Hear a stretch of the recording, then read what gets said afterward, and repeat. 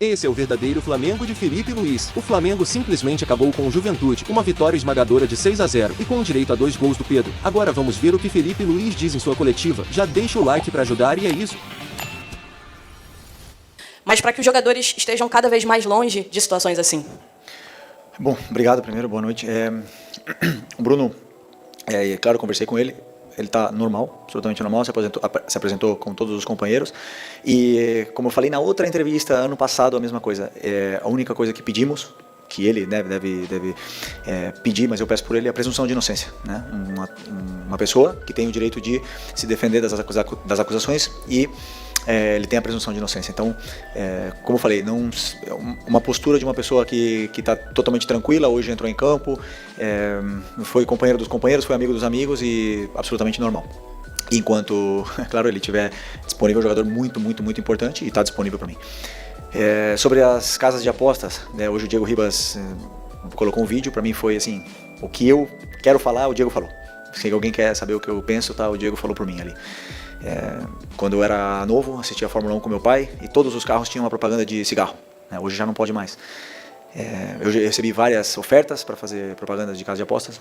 Não faço, porque eu sei o danino que é para as pessoas que apostam. Né? É o vício que é uma droga, infelizmente. E daqui uns anos, daqui a 20 anos, a gente vai estar olhando e falar assim, caramba, todos os times, todos os lugares tinham anunciado casa de apostas, né? Mas o dano que está machucando, está fazendo em tantas pessoas, a gente não tem a real noção ainda, né, do que está acontecendo. E os jogadores eles estão cada vez mais instruídos por o próprio clube. O Flamengo deu uma palestra sobre esse assunto, sobre o que os jogadores podem e não podem.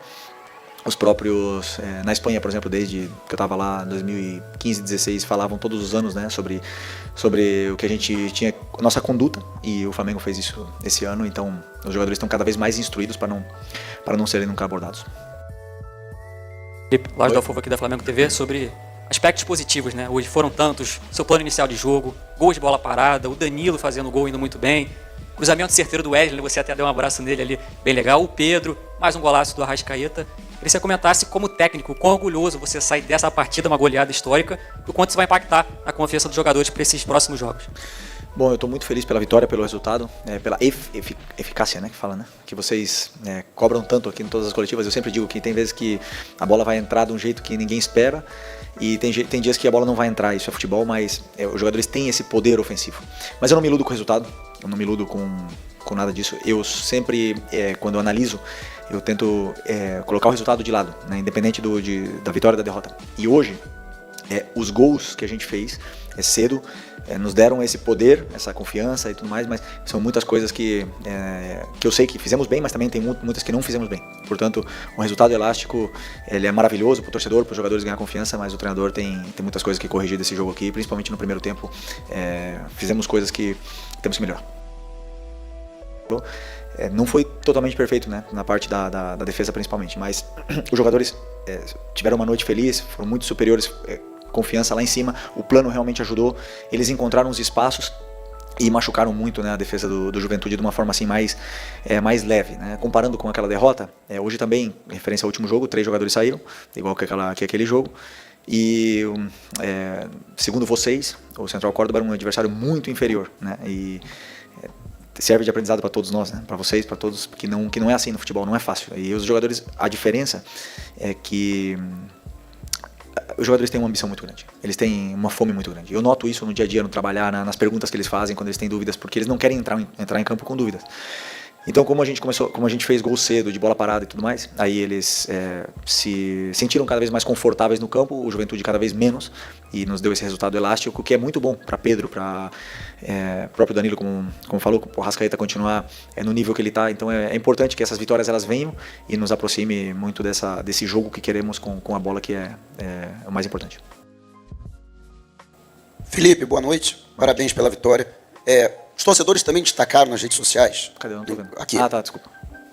No contraponto com a derrota para o Central Córdoba, também uma mudança de atitude da equipe dentro de campo. Até que ponto também o aprendizado daquela derrota, como ela veio, foi importante já para uma resposta imediata no domingo diante do Grêmio e, na sequência, essa vitória da maneira como aconteceu com o time, sendo mais objetivo, né, sendo mais dominante na partida e procurando também resolver quanto antes possível o jogo. Bom que você me lembre desse jogo de Central Córdoba, porque eu não vou esquecer, né? Pelo visto vocês também não, mas claro que é um aprendizado e a gente tem que lembrar sempre para os jogadores, sempre. A derrota ela tá aí. Se você não tiver no seu melhor dia, a derrota vai aparecer. Então, eu não concordo com a mudança de atitude, porque aquele jogo contra o Central Córdoba a gente teve 2 chances, ou 3 claras, né? O Juninho teve uma chance clara no começo do jogo, que eu lembro agora, não estou lembrando das outras, para fazer 1-0, e a bola não entrou, hoje ela entrou. E isso dá uma confiança muito grande. A única diferença é que aquele dia, como a bola não entrou e nós tomamos o gol, o treinador cometeu um erro depois. E hoje a bola entrou e os jogadores cada vez mais confortáveis. Então, a atitude eu não concordo contigo. Talvez ele ser titular contra o Vasco no sábado. Obrigado. Primeiro, essa pergunta era para o médico, não é para mim, né? Porque eles que planejam, eles fazem o planejamento dos jogadores lesionados. Eu pego os jogadores que estão saudáveis, mas o que eu sim sei é que o Pedro na lesão anterior voltou em 6 meses. E não em 9. E nessa aqui ele voltou em 7. 6,5 e 7, uma coisa assim. Os dados, o doutor pode falar muito melhor do que eu, são mais do que seguros para nos dar a confiança de colocá-lo no campo. Então, claro que falta ritmo, falta algumas coisas nele que ele vai pegar conforme ele vai treinando e com a minutagem em campo, né? Então, não sei ainda se eu acho que não posso colocar ele titular. Pedro não pode jogar titular ainda. Acho que tem que ter uma progressão. Não sei. Agora, que os jogadores estão sujeitos a terem recidivas? Claro que sim. Mas não só ele. Todos que entram no campo, que pisam ali, têm o risco de arrebentar o joelho. De todos os times do campeonato. Não queremos que aconteça com ninguém, mas as lesões e o futebol é risco. E quem entra no campo está correndo esse risco. Eu mesmo quebrei as 2 pernas. E tô aqui. Felipe, boa noite. Emanuele Ribeiro do GE. Globo. O que impressiona, além do resultado, da postura, da atitude do time, é essa intensidade durante os 90 minutos, né? O Flamengo não deixou de jogar em nenhum momento, mesmo com 2, 3, 4-0 no placar, pressionando a saída de bola do Juventude. E essa intensidade é a marca também do seu trabalho, né? Acho que o gol hoje cedo, ele condiciona o jogo, como aconteceu contra o Grêmio, facilita muito para o Flamengo jogar e se impor, como se impôs, né? Mas foi um jogo assim, em ritmo de treino, com você podendo testar, rodar o elenco, fazer testes ali na estrutura do time, mudando ao longo da partida. Qual que é a importância de ter esse elenco todo à disposição? Agora só o Vinha está no departamento médico, acho que isso faz toda a diferença também para colocar em prática esse trabalho no dia a dia, né? Desculpa, qual foi a pergunta? A pergunta é sobre a importância de ter esse elenco todo à disposição para manter esse estilo de jogo, essa intensidade. Ok, a intensidade no começo. Verdade, uma das coisas que eu bato muito na tecla e que eu luto muito é que o time não baixe o ritmo, que continue com o ritmo alto, a intensidade alta, pressionando o tempo todo. Existem alguns jogadores que... até mesmo porque estão voltando de lesão e tudo mais, que não conseguem manter o ritmo durante os 90 minutos, mas aí, complementando a tua pergunta sobre o elenco, as peças no banco e com o elenco todo disponível, são extraordinárias. E eu amo ter essa dor de cabeça, eu amo ver jogador bravo comigo porque não joga, porque isso quer dizer que eu tenho todos disponíveis. Né? E eles fazem a intensidade aumentar. Por quê? Porque o jogador que entra, ele quer fazer gol, ele quer dar assistência, ele quer fazer as jogadas, então ele pressiona, ele corre, ele luta e continua jogando bem com bola. E mantém o nível de intensidade da equipe. Então, claro que o elenco é o que faz essa diferença. E uma das coisas que eu peço muito é que com 2-0, por exemplo, 3-0, que o time nunca baixe o ritmo.